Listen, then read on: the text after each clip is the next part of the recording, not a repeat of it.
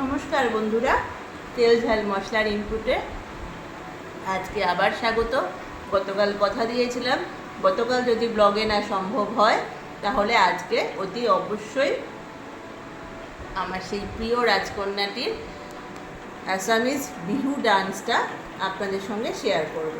তো আলু কাবলি খেতে খেতে ভাববেন না যে ভুলে গেছি, আলু কাবলি বানিয়েছি আর তার রেসিপিও কিন্তু থাকছে আজকের এই ব্লগে।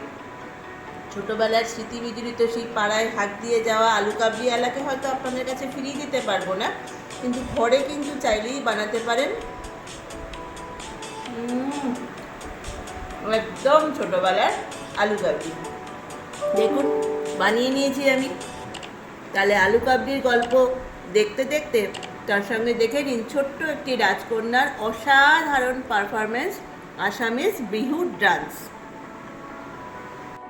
বন্ধুরা চলে এসেছি ছুটির দিনে।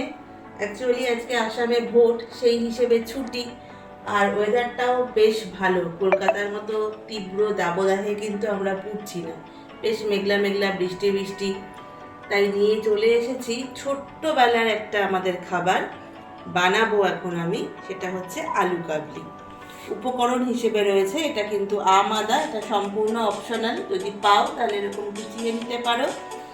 রয়েছে একটুখানি এখানে খুব সামান্য পরিমাণে দেখতে পাচ্ছ ঝাল লঙ্কার গুঁড়ো, কাঁচা লঙ্কার কুচি, গন্ধরাজ লেবু, তেঁতুলের চাটনি। চাটনি না থাকলে তোমরা তেঁতুল ভিজিয়ে তেঁতুলের কাতও বার করে নিতে পারো। রয়েছে শসা পেঁয়াজ কুচি, টমেটো কুচি, এখানে রয়েছে বিট নুন, এটা হচ্ছে ভাজা মশলা, এটা তোমরা খুব ভালো করেই জানো এটা থাকে। এটা রয়েছে ছোলা সিদ্ধ, এখানে এমনি রেগুলার সল্ট, আর এখানে একেবারে আলুটা কেটে নিয়েছি সিদ্ধ করে। তো প্রথমেই যেটা করব, যাতে খুব বেশি আমাকে মাখামাখি নাড়ানাড়ি না করতে হয় সিদ্ধ আলুকে, তাই জন্য প্রথমেই আমি দিয়ে দিচ্ছি এখানে শসা পেঁয়াজ আর টমেটো কুচিটা। তো একটা কথা, আলুটা তো সেদ্ধ, তো ভাবলাম শসা পেঁয়াজটা পরেই অ্যাড করি, যতটা সম্ভব আলুটা দেখতে সুন্দর থাকবে। প্রথমে আমি এতে ব্যবহার করছি খুব অল্প পরিমাণ একটু রেগুলার সল্ট। খুব অল্প পরিমাণেই ব্যবহার করো, তার কারণ হচ্ছে আমরা তো এতে বিট নুনটাও ব্যবহার করব। এবার দিয়ে দিচ্ছি আমি ভাজা মশলা, চিলি ফ্লেক্স বা ঝাল লঙ্কার গুঁড়ো বা কাঁচা লঙ্কাটা একটু কম দিয়ে যদি ভাজা মশলাটা একটু বেশি পরিমাণে দাও তাহলে কিন্তু ফ্লেভার এবং টেস্ট দুটোই বেশ ভালো আসবে। তো আমি দিয়ে নিলাম এখানে ভাজা মশলা। এবার আমি এখানে অ্যাড করছি বিট নুন। বিট নুনটাই মেন, রেগুলার সল্টটা কিন্তু এখানে অল্প। তো এইটুকু মতো আমি দিলাম, বাকিটা আবার প্রয়োজন পড়লে আমি পরে নিয়ে ব্যবহার করব। এবার আমি দিয়ে দিচ্ছি এই কুচানো আম আদাটা। এটা কলকাতাতে পাওয়া যায় না তা না, আর যদি খুব রেয়ারও পাও, এক টুকরো নিয়ে যদি একটা টবে বসিয়ে দাও সুন্দর কিন্তু আদার মতো এটা হয়ে যাবে। এবার আমি এতে দিয়ে দিচ্ছি প্রথমে কুচিয়ে রাখা কাঁচা লঙ্কা। এবার কিন্তু দিয়ে দিচ্ছি কুচিয়ে রাখা কাঁচা লঙ্কাটা। যতটা কম সম্ভব এটাকে মাখামাখি করা যায়, কিন্তু মাখামাখি তো করতেই হবে, নাহলে টেস্ট আসবে না। এবার আমি ব্যবহার করছি এতে কুচিয়ে রাখা দুটো টমেটো। আলু কাবলির স্বাদটা কিন্তু এখন আমরা বাচ্চাদেরকে আর দিতেই পারি না। এবার আমি দিয়ে দিচ্ছি বেশ কিছুটা ছোলা সেদ্ধ। ছোলা সেদ্ধটা আমি করে নিয়েছি বিভিন্ন রান্নাতে ব্যবহার করবার জন্য, তো দিয়ে দিলাম বেশ যতটুকু প্রয়োজন ততটুকু ছোলা সিদ্ধ। এবার আমি দেব তেঁতুলের চাটনি ওপর থেকে।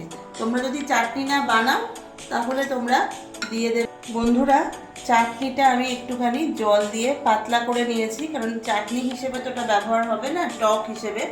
এবার আমি কিছুটা পরিমাণ শসা আর পেঁয়াজ কুচি এখানে দিয়ে দেব।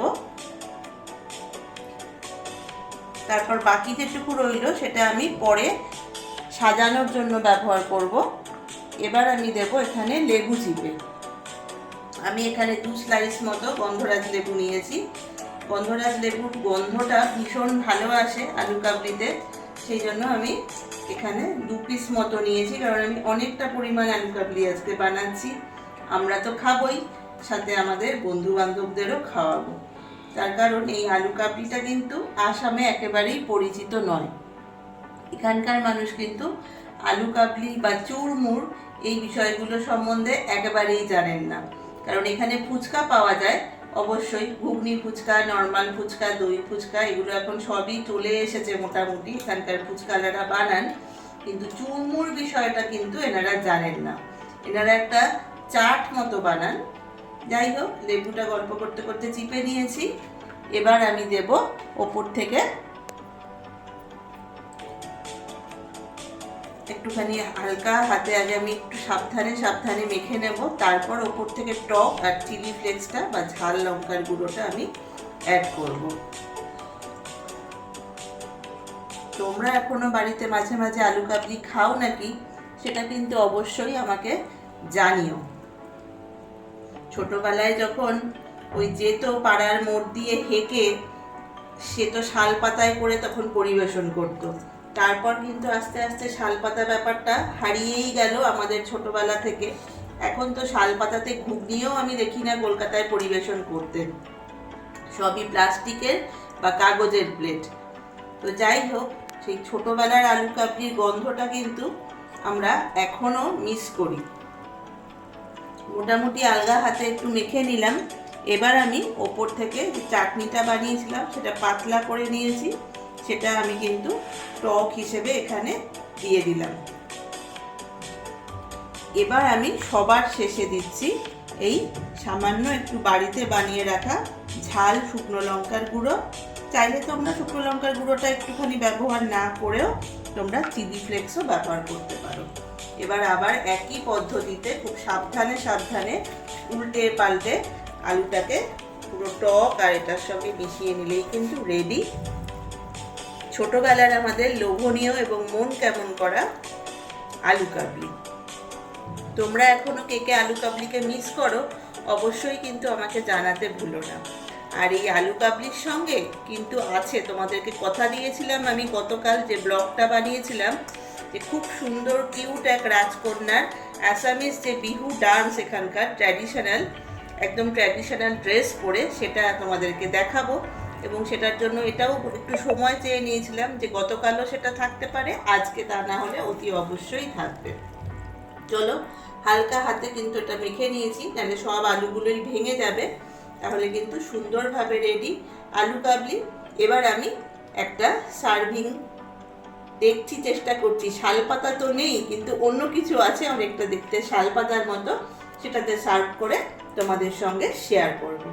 সবাই ভালো থেকো, সুস্থ থেকো, আর অবশ্যই সাবস্ক্রাইব করে লাইক করে আমার সঙ্গে থেকো, তাহলে আমার খুব ভালো লাগবে আরও নতুন নতুন বিষয় বা নতুন নতুন রেসিপি তোমাদের কাছে তুলে ধরার জন্য।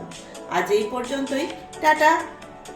বন্ধুরা দেখো, বলেছিলাম তোমাদের শালপাতা সম্ভব নয়, কিন্তু ওরকম দেখতে এটা জানি না, এটা নারকোলের খোলা বা বাঁশের থেকে তৈরি। এই প্লেটগুলো অনেকটা সিমিলার, ওই শালপাতার যে আমাদের পুরনো ব্যাপারটা ওটাকে ফিরিয়ে দিয়েছে।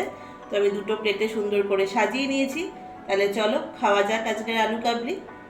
তোমরা কেমন আছো অবশ্যই জানাবে। সঙ্গে থাকো, দেখতে থাকো তেল ঝাল মশলার ইনপুট।